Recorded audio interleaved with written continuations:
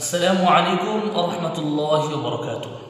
প্রিয় দিনদার ভাই ও বোনেরা, আজকের আপনাদের সামনে আলোচনা করতে চলেছি যে মেয়েদের প্রচুর পরিমাণে সাদা স্রাব ভাঙে। বিভিন্ন ডাক্তার দেখিয়েছি, বিভিন্ন কবিরাজ দেখিয়েছি, কোনো উপকৃত পাচ্ছেন না।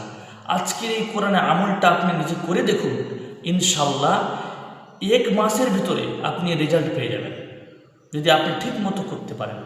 খুব ছোট্ট আমল, আপনারা প্রত্যেকেই করতে পারবেন ইনশাআল্লাহ।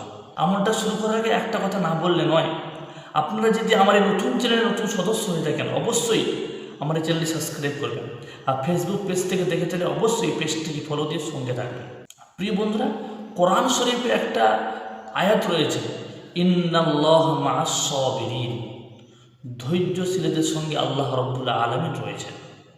হ্যাঁ বন্ধুরা, এই আমলটা আপনাকে করতে হবে। কখন করে করবেন? এই আমলটা আপনাকে রাতে ঘুমানোর আগে করতে হবে। কীভাবে করবেন? রাত্রে ঘুমাতে যাওয়ার আগে আপনাকে একটা গ্লাসে পানি নিতে হবে।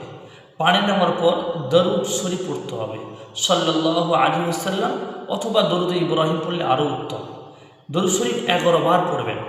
পড়ার পর ওই পানির মধ্যে দম করবেন। দম করার পর ইন্নাল্লাহা মা'আস সাবিরিন 21 বার পড়বেন। ইন্নাল্লাহা মা'আস সাবিরিন, ভালো করে বুঝে নাও, ইন্নাল্লাহা মা'আস সাবিরিন। হ্যাঁ বন্ধুরা, এই ইন্নাল্লাহা মা'আস সাবিরিন, সাবিরিন বলবেন না, সাবিরিন, ধৈর্যশীল সঙ্গে। এই জন্য এই সাবিরিন, ইন্নাল্লাহা মা'আস সাবিরিন, এই আয়াতটা আপনি ভালো করে ডিসক্রিপশানে দিয়ে দেবো, ইনশাআল্লাহ স্ক্রিনে দিয়ে দেবো। আপনারা স্ক্রিনে দেখে বা ডিসক্রিপশান থেকে আপনারা মুখস্থ করে নেবেন। করে নেওয়ার পর 21 বার ইন্নাল্লাহা মা'আস সাবিরিন করে পানির মধ্যে দম করবেন। দম করার পর শেষে আপনি কি করবেন? দরুদে ইব্রাহিম পড়ে পানির মধ্যে দম করবেন। দম করা শেষ, আপনার পানিও রেডি হয়ে গেল। হ্যাঁ বন্ধুরা, এই পানিটা আপনি 3 ঢোকে বিসমিল্লাহির রহমানির রহিম বলে পান করবেন। আপনি পান করার পর ঘুমিয়ে পড়বেন। এইরকম লাগাতার 41 দিন থেকে 1 মাস করে দেখুন, ইনশাআল্লাহ এর রেজাল্ট আপনি চোখে বিশ্বাস করবেন না। এর রেজাল্ট আপনি মুখে বললে বিশ্বাস করবেন না, না করলে একটাবার করে দেখুন।